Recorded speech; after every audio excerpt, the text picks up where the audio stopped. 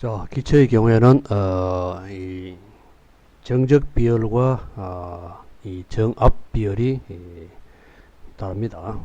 그래서 고체나 액체의 경우에는 뭐 정압 비열이나 정적 비열이나 차이가 별로 없는데, 왜냐하면은 고체나 액체는 압력이나 부피에 따른 변화가 별로 없기 때문에 그렇습니다. 근데 기체의 경우에는 이 차이가 많이 나기 때문에 결국 따로 정적 비열과 정압 비열을 따로 정의를 해야 됩니다. 그래서 이 정압 비열이 이 정적 비열보다 큽니다.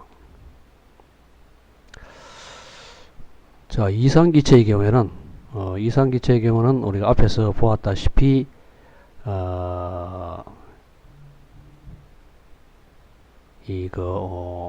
위치 에너지가 없고 운동 에너지가 에너지의 전부잖아요. 자, 그런데 그 기체 운동론에서 우리가 유도했듯이 이 운동 에너지가 2분의 3 kBT가 됐죠. 그렇죠? 기체 분자 한 개에 되었습니다. 2분의 3 kBT인데 n개의 분자가 있으면은 운동 에너지가 2분의 3 nkBT가 되겠죠. 그리고 운동 에너지밖에 없기 때문에 전체 에너지라는 것이 2분의 3 nkBT로 주어집니다. 여기 실제로 이제 단원자 기체에 해당하는 겁니다. 이 단원자 기체는 주로 이제 불활성 기체들, 노블 가스들이 이 단원자로 존재하죠. 히륨이라든지 알곤, 니온, 크립톤 이런 것들은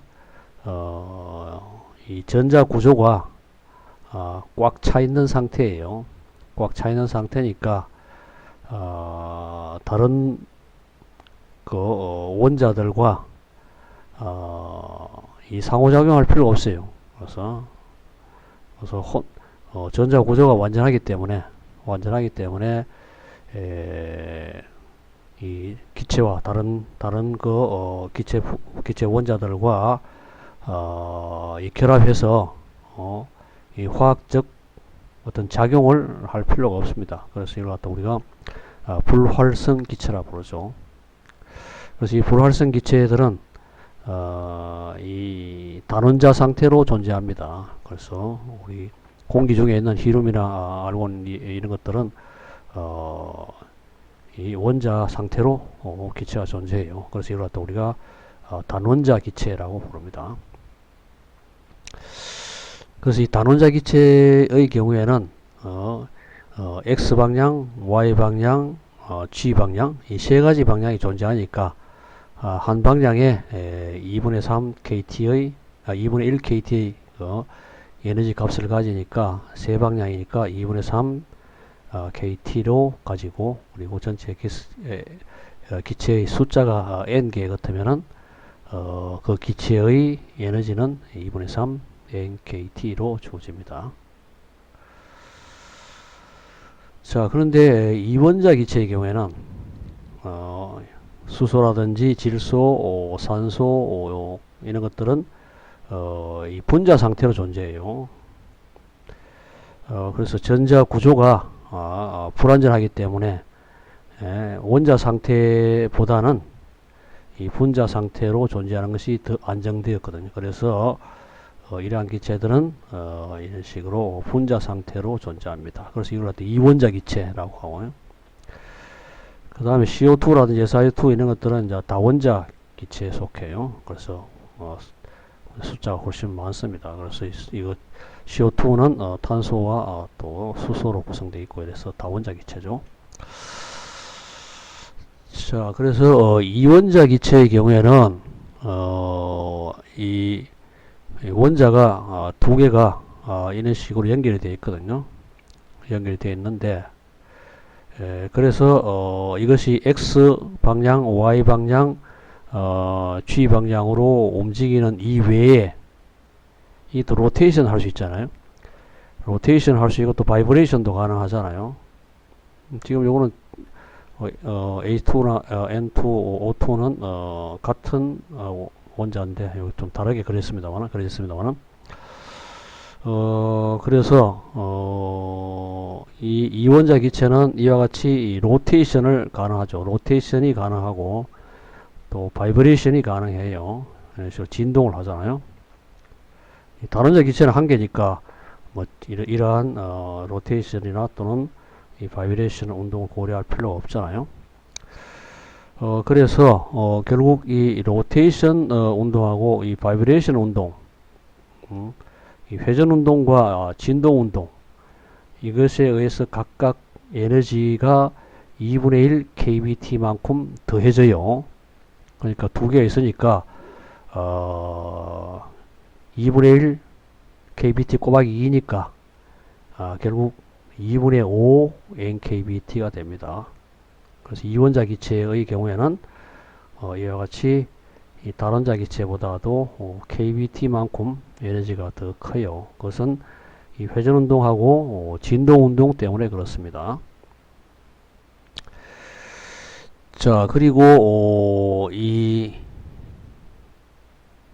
비열이라고 하는 것이 이 온도 1도 올리는데 에너지가 어느 정도 드냐 그 이야기니까 실제로 이 에너지를 갖다가 온도에 따라서 미분한 거하고 똑같거든요. 정의가 하면은 그렇죠.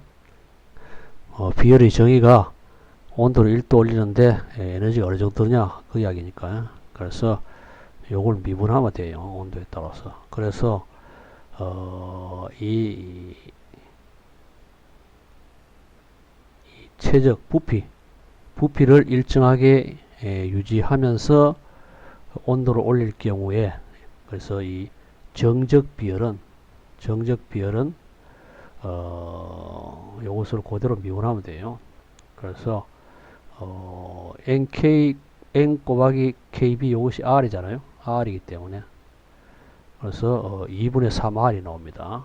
2분의 3R 나오고 CP는 그래서 정압 비열은 이보다도 기체 상수만큼 커요.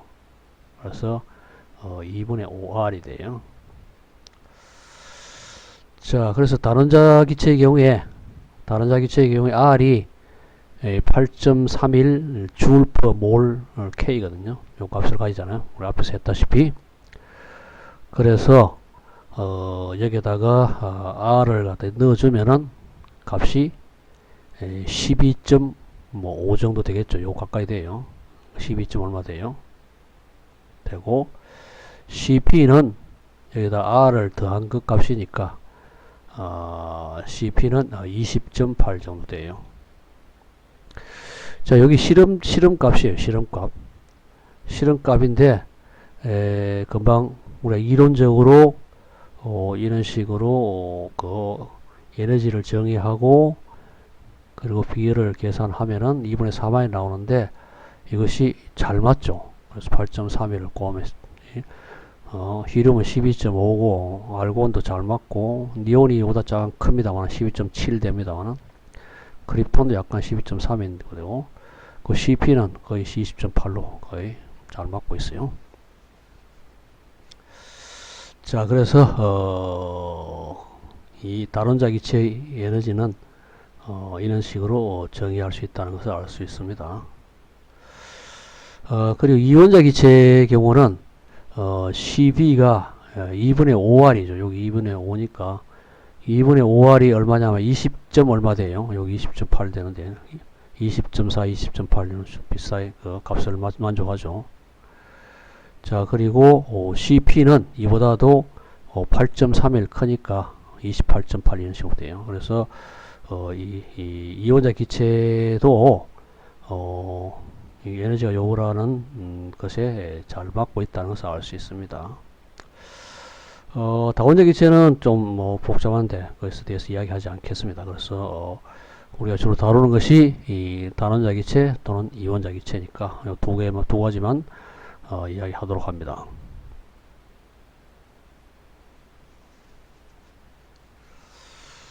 자, 그래서 물질의 비열에 대해서 한번 알아봤습니다. 알아봤고, 그 다음에 이 칼로리라는 단위와 그래서 열의 단위가 칼로리라 했잖아요. 칼로리라 했는데 이 칼로리라는 단위와 열은 에너지고 일이잖아요. 일도 에너지니까요. 그래서 이 열 단위인 칼로리하고 우리가 앞에서 한 운동 에너지, 위치 에너지, 뭐 일 이런 것들이 이제 주울 단위였죠. 주울. 그래서 이 칼로리하고 이 주울하고의 이 관계가 어떻게 되느냐를 알아보도록 하죠. 그래서 열의 일당량이라고 부르는데요. 그래서 1칼로리는 몇 줄에 해당되는가? 그런 문제죠. 자, 그래서 실험을 통해서 이걸 갖다가 결정을 할 수가 있습니다. 이런 열량계, 칼로리메타라 해서 열량계라고 부르는데요. 물이 들어가 있고 온도계가 있습니다.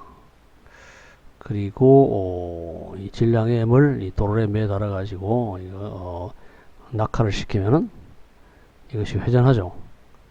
회전함으로써 이 에너지에 의해서 역학적 에너지에 의해서 이 물의 온도가 올라가겠죠. 그래서 물의 온도를 측정할 수가 있습니다. 그래서 한 일이 이 질량의 물체가 떨어지면서 한 일이 이 mgh고요. 근데 여기 이제 온도 에너지에 소모되기 때문에 이걸 빼면은 그것이 물체 운동 에너지, 도로의 풍차의 운동 에너지 등을 이걸 빼면은 이제 결과적으로 이 일이 물 에너지에 물에 주어진 에너지죠. 물에 주어진 에너지인데 이 물에 주어진 이 에너지에 의해서 물의 온도가 올라갈 거 아닙니까? 그래서 MC 델타 T 물의 온도가 올라갑니다. 자, 그래서 이 온도를 측정함으로써 이건 칼로리 단위잖아요. 칼로리 단위인데 측정함으로써 이것이 몇 줄에 해당되는지 이를 계산을 낼 수 있죠. 자, 이렇게 해보니까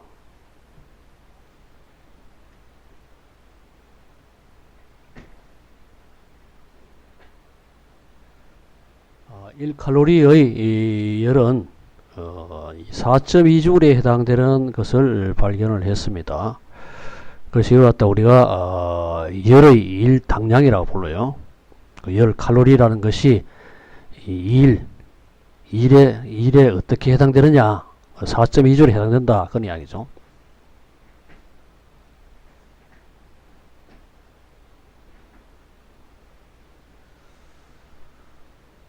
자, 그리고 이 1줄의 일은 거꾸로 이야기하면은 1줄의 일은 0.24 칼로리에 해당된다. 그래서 이걸 일의 열 당량이라고 부릅니다. 그래서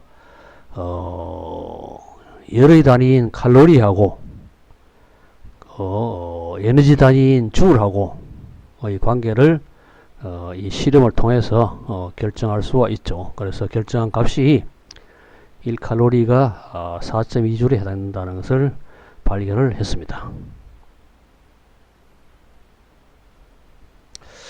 자, 그러면 앞에 이제 비열하고 여러 가지 이야기를 했었는데 이걸 적용한 예제들을 한번 보기로 합니다. 첫 번째, 20도씨의 1kg의 철을 완전히 녹여서 액체로 만들기 위해 필요한 열량을 구하라. 그렇죠? 그래서 1kg 철을 갖다가 20도씨에서 녹농온도까지 가가지고 일단 완전히 녹이는데 필요한 열의 양을 구하라, 그런 이야기죠. 자, 이 열량은 20도인 물 몇 cc를 100도씨 수증기로 만드는데 필요한 열량과 동일한가. 그렇죠? 철의 녹농온도는 1535도씨이고 비열은 0.11 칼로리 per gram도 C고 철의 용해율은 30 칼로리 per gram도 C다. 그죠? 자, 우선 20도 C인 철이 있어요. 1kg짜리 철이 있습니다. 이걸 일단 녹이려고 하면은 녹는 전까지 온도를 높여줘야 되겠죠. 그렇죠? 그래서 1535도C까지 온도를 높여줘야 돼요. 그래서 20도C에서 1535도C까지 일단 철의 온도를 높이고, 자, 그 다음에 그 철을 완전히 녹여야 되니까 그래서 융해율을 생각해 가지고 합산하면 되겠죠. 자, 그래서 우선 MC 델타 T, 이거는 철의 온도를 녹는 점까지 높이는데 드는 전량이고요. MLF는 요건 융해율이니까 그것을 완전히 녹이는데 필요한 열이다. 그죠? 자, 1kg이니까 단위가 그램 도시니까 이걸 1kg은 1000g이고요. 그리고 철의 비열이 0.11 칼로리 per gram 도시이고 20도씨에서 1535도씨까지 올리니까 이런 식으로 델타 T가 주어지죠. 그리고 융해율은 다리가 잘못되었습니다. 30 칼로리 per gram이에요. 도시는 뺍니다. 자, 그래서 1g 녹이는데 30 칼로리가 필요하다는 이야기니까요. 그래서 1000g을 녹이는 데는 이런 식으로 1000에다가 30을 곱해주면 되겠죠. 그래서 전체적으로 196,650 칼로리의 열량이 필요합니다. 자, 이 열량이 이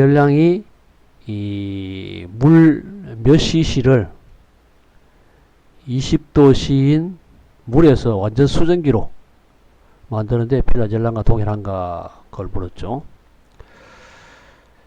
자, 그래서 MW의 이 물을 요건 여기 이제 계산해야 되는 값이에요. 경우에는 20도씨니까 일단 20도씨에서 100도까지 온도를 높이고 그리고 이걸 기화를 시켜야 되죠. 자, 그래서 일단 100도까지 올리는데 들은 열량이 이것이고 그 다음 완전히 기화시키는데 들은 열량이 이것이죠. 자, 그래서 MW 우리가 구하려고 하는 양이고 비열은 1이니까요. 그리고 20도에서 100도까지니까 델타 T는 80도고요.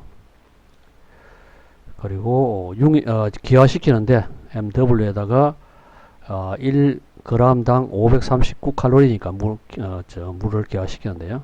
그래서 요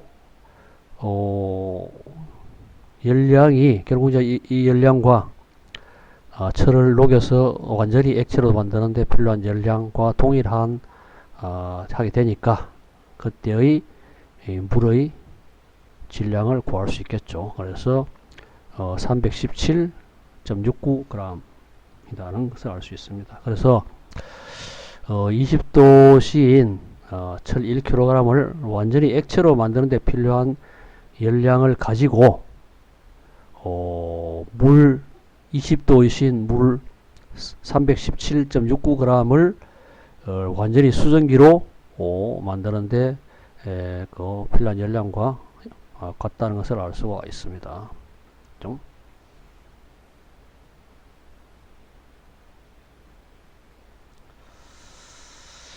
자, 두 번째 예제를 보면요. 이 그림과 같은 열량계가 있어요. 800g의 열량계. 그래서 바깥쪽에는 이게 단열재로 되어 있어요. 단열되어 있고, 열량계 통은 요것이죠. 안쪽에. 주로 구리를 많이 쓰는데요. 800g의 열량계가 20도씨인 물 1000cc가 이 안쪽에 담겨 있어요.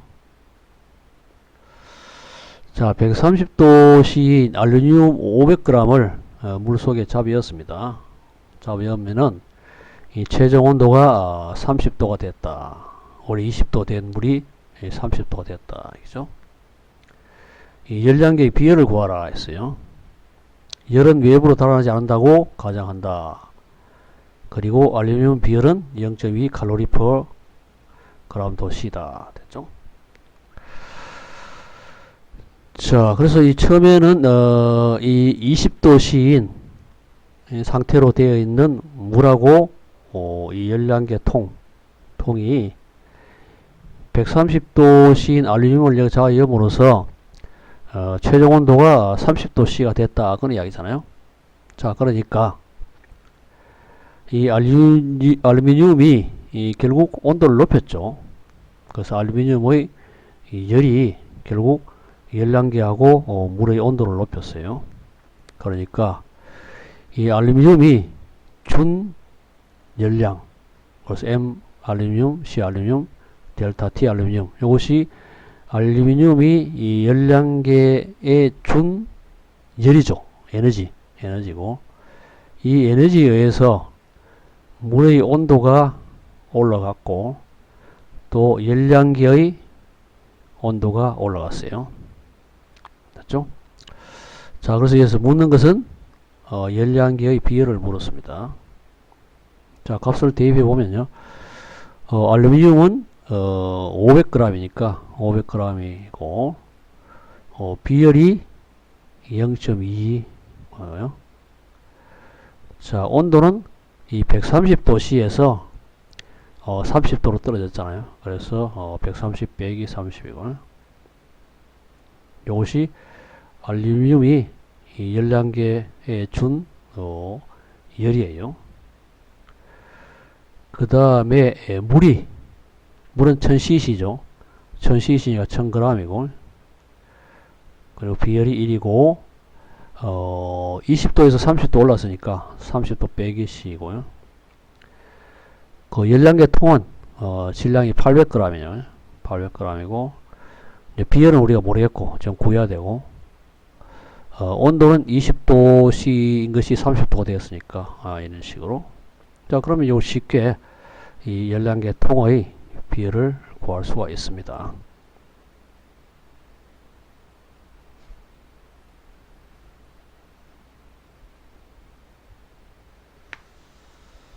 자, 다음 문제는 열량계의 이 안쪽은 질량 50g의 알루미늄으로 만든 통으로 되어 있다 이거죠. 이 통 안에 물과 얼음의 이 혼합물 95g이 0도씨로 존재한다. 그래서 물과 얼음이 혼합되가 0도씨로 존재한다. 그런 이야기죠.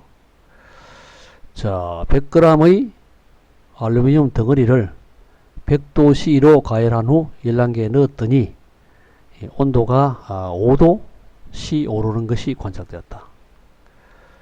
원래 있었던 얼음의 양을 구하라 했어요. 알루미늄 비율은 0.2고 얼음의 용해열은 80칼로리. 자, 그럼 여기서 앞에 문제와 동일하게 알루미늄이 이런 열량은 MC 델타 T잖아요. 그렇죠? 그래서 M 가는 것이 100g이고요. 100g이고 알루미늄 비율이 주어져 있고 이 델타 T는 원래 100도였는데 0도에서 5도 됐어요. 5도잖아요. 5도 됐으니까 95도 차이. 그래서 알루미늄이 이런 열량이 2090칼로리예요. 자, 이것이 결국 얼음을 녹였죠. 얼음을 녹여가지고 결국 얼음과 물의 혼합물이 이 온도가 5도가 되잖아요. 자, 얼음의 융해열은 뭐냐면은 이 얼음이 몇 g이냐, 얼음의 양을 구하랬으니까 얼음의 양을 우리가 모르니까 Y로 둡니다. 자, 얼음이 완전히 녹았죠. 왜냐하면 5도씨니까 얼음이 완전 녹았겠죠. 그래서 y에다가 곱하기 80, 80y가 얼음이 녹는데 사용했고, 그 다음에 물이 얻은 열량은 그래서 얼음이 다 녹았으니까 이제 전부 물이잖아요. 그래서 95g이 다 물이에요. 이 물이 결국 온도가 0도에서 5도 올랐으니까 델타 T 5도잖아요. 그래서 물은 95g이고 그래서 475 칼로리가 나옵니다. 자, 그 다음에 알루미늄 통이 또 온도가 올라갔죠. 그래서 이 알루미늄 덩어리하고 이 알루미늄 통은 또 다르잖아요. 그 알루미늄 통은 M, C, 델타 T 0도에서 5도 올랐으니까 5도 델타 T가 5도고요. M은 50g의 알루미늄 통이기 때문에 그래서 55 칼로리가 나옵니다. 자, 그래서 알루미늄이 알루미늄이 열량계한테 준 열이죠. 열이 2090 칼로리인데 이것이 어디에 사용되느냐? 얼음을 녹이고, 그리고 물이 온도를 높이고, 또 열량계 통의 온도를 높이고 그랬잖아요. 그래서 이 세 개를 더한 것이 바로 이것이죠. 세 개를 더한 것이 이것이죠. 그래서 2092, 80y, 475, 55. 그래서 이 y는 19.5g이다 하는 것을 알 수 있죠. 그래서 95g 중에서 19.5g이 얼음이고 나머지가 물이죠. 자, 그래서 이런 식으로 이 문제를 해결할 수가 있습니다.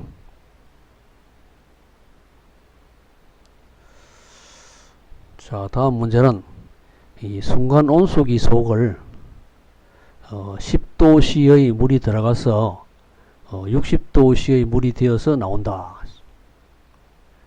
이 속은 초당 10cc다. 온수기 히터가 제공해야 하는 일유를 구하라.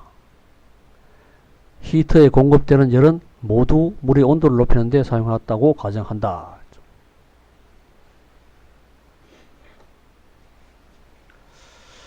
자, 이 속이 1초당 10cc죠. 그래서 표현하면은 dmdt, 요 m 도로 표시했습니다만, 요 10g/cc예요. 그래서 물이 1초당 10g이 나온다. 그런 이야기잖아요. 따라서 물을 데우기 위한 1초당 열량은 dqdt는 dmdt에다가 c 델타 t잖아요. 그래서 10도가 더 가가지고 60도가 나와야 되니까 온도 차이가 50도예요. 그래서 500칼로리, 1초에 500칼로리를 공급해야지 이 10도씨의 물 1초당 10g의 물이 들어가가지고 10도의 물이 들어가서 60도의 물이 되어서 나옵니다. 순간 온수기에.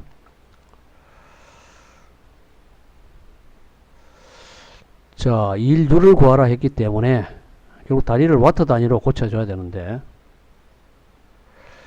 자, 이 칼로리 세크니까 이걸 와트로 고쳐주면 되겠죠. 1칼로리가 4.2줄이니까 그렇죠. 4.2로 꼽으면 되니까요. 2090이고 줄 퍼 세크, 이것이 와트 단위죠. 그래서 2090 와트의 이 에너지를 이 순간온수기가 공급해야지 초당 10g의 물이 10도씨로 들어가서 60도씨로 덮여져 가지고 나올 수 있다는 것을 알 수 있습니다.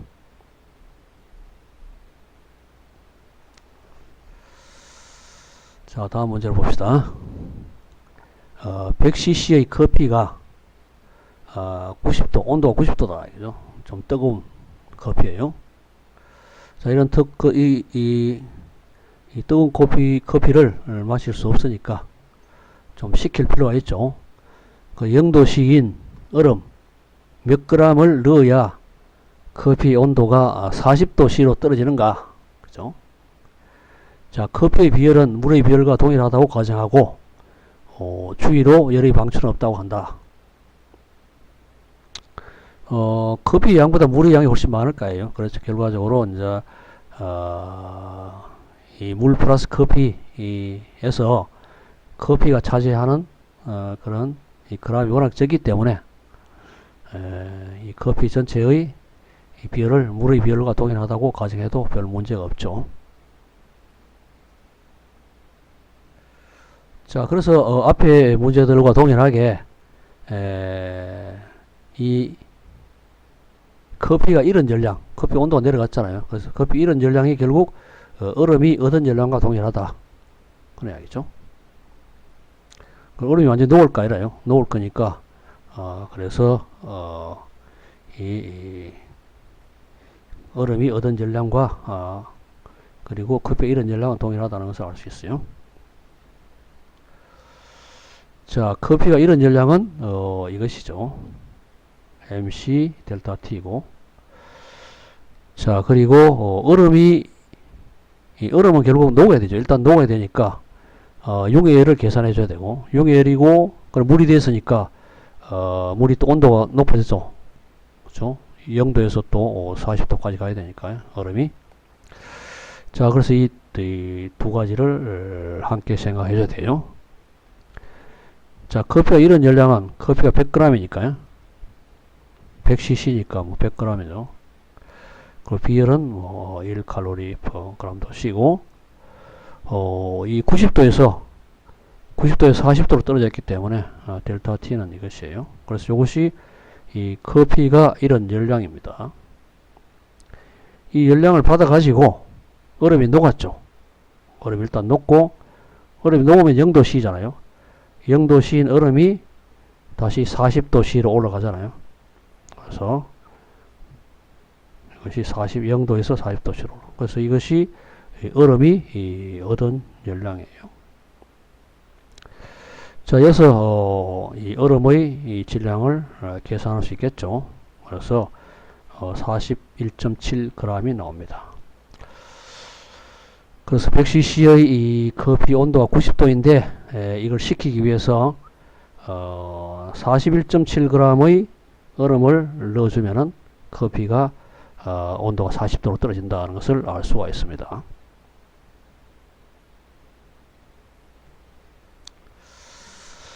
자, 다음 문제를 봅시다. 질량 200g의 구리통으로 만든 열량계가 있다. 열량계 안에는 20도씨의 물 300cc가 들어있다. 온도 0도씨인 100g의 얼음을 열량계에 넣었다. 물의 최종 온도는 얼마인가? 구리의 비율은 0.093 칼로리 per g도 C다.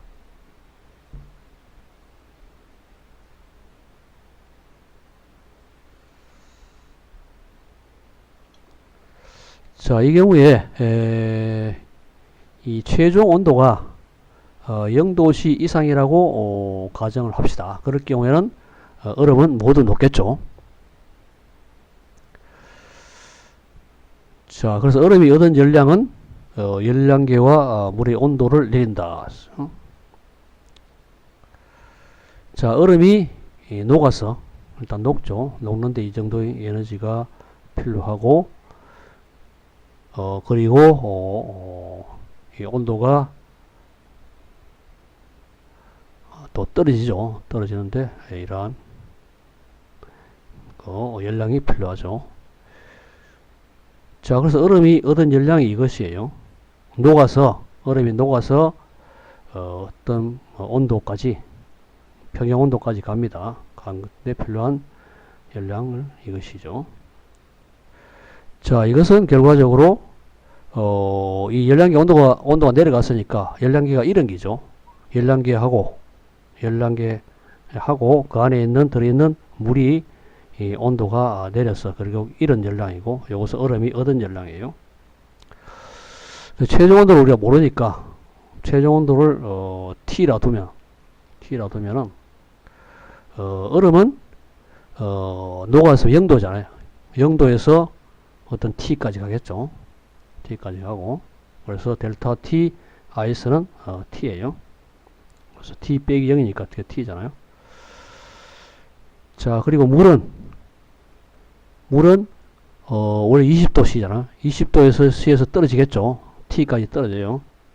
그래서 열량계도 마찬가지죠. 물도 그렇지만은 열량계도 동일한 이 평형 상태에 있으니까 동일한 온도였는데 20도 C였는데 이것이 얼음을 넣어가지고 온도가 떨어져가지고 T까지 떨어졌으니까 그래서 온도 차이가 20 빼기 T예요. 자, 여기서 얼음이 100g이고요. 그리고 용혈이 80이고 100에다가 C고 T고요.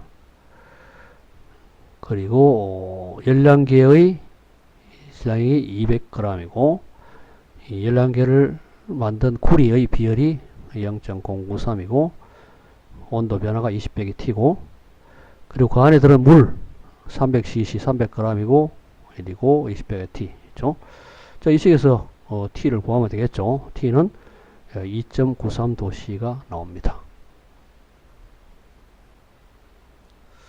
자, 그래서 그 앞에는 이 비열과 이 열량계 뭐 이런 것들에 관련된 예제를 쭉 풀어봤습니다.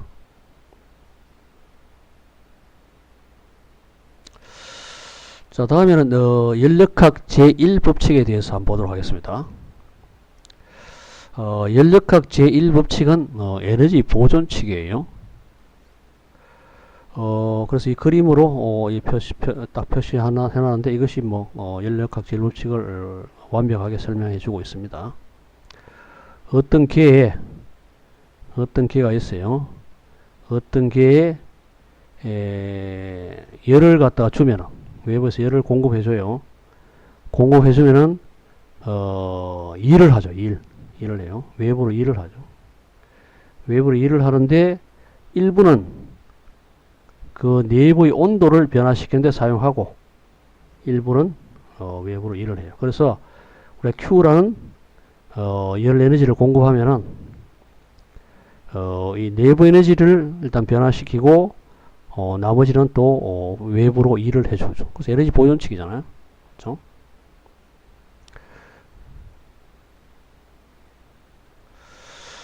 자, 그런데 이 고체나 액체의 경우에는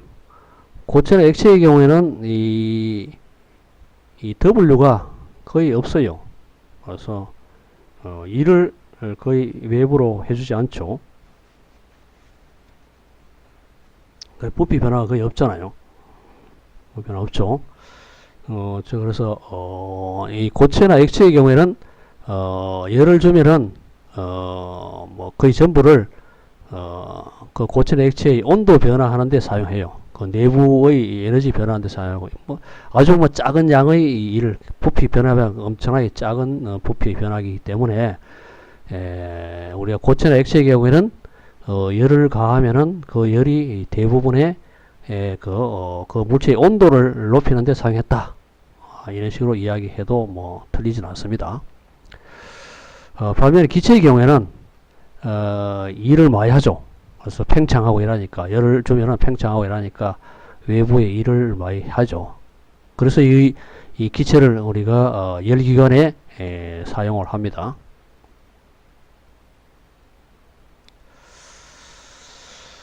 자, 그리고 단위를 보면은 단위라기보다는 이 부호를 보면은 어떤 계에 열이 들어오면 이게 플러스 값이고 열이 나가면 마이너스 값이고요. 그래서 외부에 일을 해주면은 또 플러스 값이고 그리고 팽창하는 거죠. 팽창하는 때는 일을 해주는 것이니까. 압축되면은 결국 이제 외부에서 일을 받는 것이 되죠. 외부에서 일을 해가 기체를 압축시키니까요. 그래서 두 가지 경우가 있을 수 있겠죠. 앞에서 이야기했습니다만은 이 다른자 이상기체의 내부 에너지는 2분의 3 NKBT이고 이것은 2분의 3 nRT로 표시되죠. 히륨과 네온 이 불활성 기체들이 그렇다고 이야기했고 이온자 이상기체의 경우에는 2분의 5 nRT 산소와 수소 질소 등은 이러한 내부 에너지를 가져요.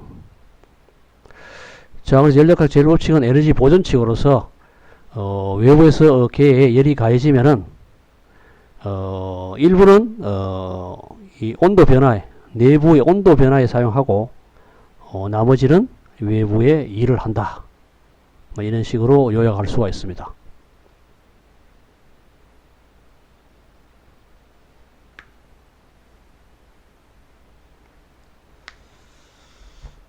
자, 한번 봅시다. 예제를 한번 봅시다. 100m 삼승의 이 공간에 산소가 채워져 있다. 그죠? 온도가 300K이고 압력은 1기압이다. 주어진 열이 모두 산소의 온도를 높이는 데 사용했다고 가정할 때 정적과 정압 상태에서 온도를 1도씩 올리는 데 필요한 열량을 구하라 했어요.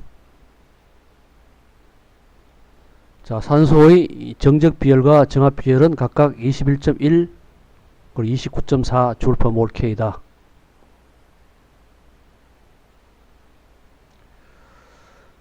자, 그럼 우선 이 산소가 100m 삼승에 300K의 1기압이 있는데 산소의 양이 어느 정도인지, 그래서 몇 몰 들어있는지 그걸 계산해 봐야 되죠. 왜냐하면은 이 정적 상태에서 온도를 높일 경우에는 NCB 델타 T이고 정압 상태에서 온도를 높일 때는 NCP 델타 T인데 N을 모르잖아요. CB하고 CP는 이제 주어졌는데 그 델타 T도 1도 올리는 데라 했으니까 델타 1도 해가 알 수 있는데 여기서 이 기체의 몰 수를 모르고 있죠.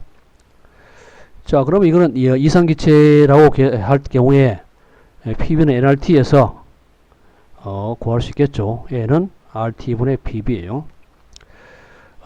압력이 1기압이라 했고, 그렇죠?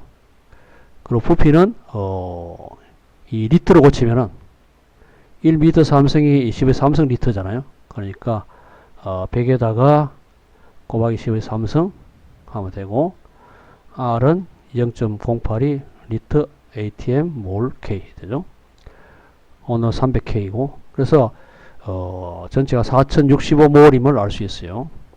그래서 온도 300K 1기압 상태에서 100m 삼승 안에 존재하는 산소의 몰 수는 4065몰로 계산되어집니다. 이런 산소 기체에 이 정흑정 상태와 정압 상태에서 온도 1도 올시는데 필요한 열량을 구하라 했으니까 정적 상태에서는 NCB 델타 T고, 그래서 CB가 주어졌으니까 바로 계산되죠. 그리고 정압 상태에서는 NCB 델타 CP 델타 T니까 CP도 주어져 있잖아요. 그래서 쉽게 계산을 할 수가 있습니다. 자, 다음 문제는 2몰의 단원자 이상기체에 6000J의 열이 주어졌다. 이때 기체의 온도는 500K였다. 이 기체가 7000J의 일을 하고 난 후의 온도는 얼마인가? 그래서 열이 주어졌으니까 기체 팽창을 했겠죠. 팽창을 해가지고 외부에 7000J의 일을 했다는 이야기죠. 자, 그럴 경우에 온도를 구하라 했어요. 연력학 제1법칙에서 Q 이꼴 델타 U 더하기 W잖아요. 그래서 온도 변화를 구하라 했으니까 델타 U는 Q 빼기 W죠. 그래서 델타 U는 Q 빼기 W예요. Q는 주어진 열량은 6000J이 주어졌어요. 근데 1은 7000J를 했으니까 마이너스 1000J이 되죠. 그래서 온도가 내려갔다는 이야기죠. 그래서 주어진 열량보다도 더 많은 일을 했으니까 결과적으로 온도가 내려가요. 그 델타 U 하는 것은 온도가 내려가는데 단원자라 했으니까 2분의 3 NR 델타 T고요. 그것이 이제 마이너스 1000J이니까 그리고 2몰이고 N은 2몰이고 R은 이 8.31 J/mol K니까 여기서 온도 변화가 마이너스 40.1K니까 온도가 500K에서 459.89K로 내려갔다는 것을 알 수 있습니다. 그래서 이산기체에 6000J를 열을 주었는데 이 기체가 외부로 주어진 열보다 더 많은 7000J를 일을 했기 때문에 결과적으로 온도가 내려갔다는 것을 알 수가 있습니다. 자, 1몰의 단원자 이산기체에 이 1500J의 열이 주어졌고 기체는 일을 하지도 받지도 않았다면 온도 변화가 얼마냐?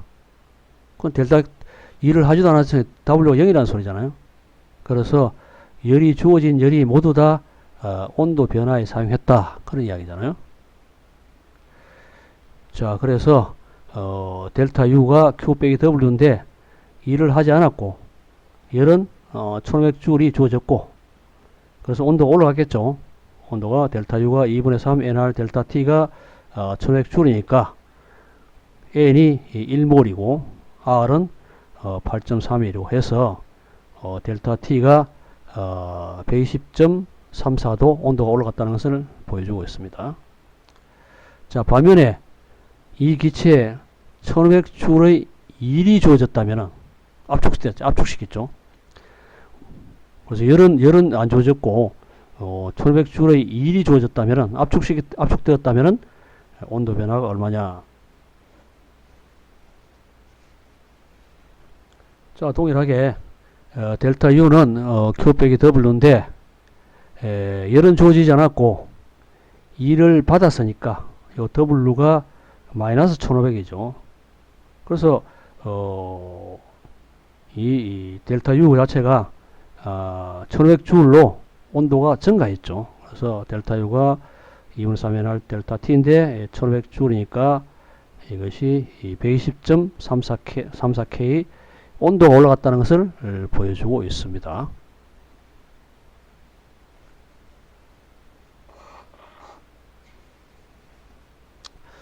그래서 이 기체의 경우에는 고체나 이 액체의 경우는 열이 주어져도 부피 변화가 별로 없기 때문에 이것을 열기관으로 사용할 수는 없고요. 기체의 경우는 열이 주어지면은 이 부피 변화가 크거든요. 그래서 이 부피 변화가 큰다는 것은 그 일을 하게 되죠. 외부로 일을 하게 됨으로써 결국 우리가 동력을 발생할 수 있어 가지고 자동차 엔진에 가솔린 엔진이나 디젤 엔진에 많이 사용하고 있습니다. 자, 다음에는 열의 흐름에 대해서 한번 봅시다. 열은 한 곳에서 다른 곳으로 이동할 수 있잖아요. 그런데 이동하는 방법이 세 가지가 있습니다. 그래서 열을 전달하는 방법에서는 이 복사, 대류, 전도 세 가지가 있어요. 이 복사는 전자기파 복사입니다. 그래서 복사에 대해서는 크게 이야기하지 않겠습니다. 대류는 컨벡션으로 그 내부의 분자들의 운동에 의해서 열이 전달돼가 평형을 이루는 그런 과정이에요. 그것도 뭐 이야기를 하지 않겠습니다. 자, 여기서 전도에 대해서만 이야기하겠습니다. 전도는 물체의 접촉에 의해서 열이 전달하는 그런 현상이에요. 그래서 이 T1이라는 물체와 T2라는 물체가 이런 접촉이 되어 있으면은 열이 온도가 높은 쪽에서 온도가 낮은 쪽으로 열이 전달되겠죠. 그래서 열 전달되는 이 식이 이런 식으로 주어집니다. 그 1초당 전달되는 열의 양이에요. dQ, dT는 1초당 전달되는 열의 양은 온도 차이에 비례하겠죠. 당연히 온도 차이에 비례할 거예요. 자, 온도 차이에 비례하고 그리고 이 거리에 당연히 반비례하겠죠. 이 거리가 길면 1초당 전달되는 열의 양이 적을 거예요. 반면에 면적이 크면은 단면적이 크면은 클수록 열이 빨리빨리 전달되겠죠. 그래서 이 단면적에는 비례하고 이 길이에는 반비례한다는 것을 알 수 있고요. 또 물질의 종류에 따라서 다르겠죠. 그래서 열 전도도 물질의 이 종류에 따라서 다릅니다. 마이너스가 붙은 것은 열은 온도가 큰 쪽에서 온도가 낮은 쪽으로 간다는 의미에서 요 마이너스가 붙어 있습니다. 그래서 여기 바로 열 전도도 식이에요. 그렇죠? 자, 이것을 적용하는 예제를 하나 보도록 하겠습니다.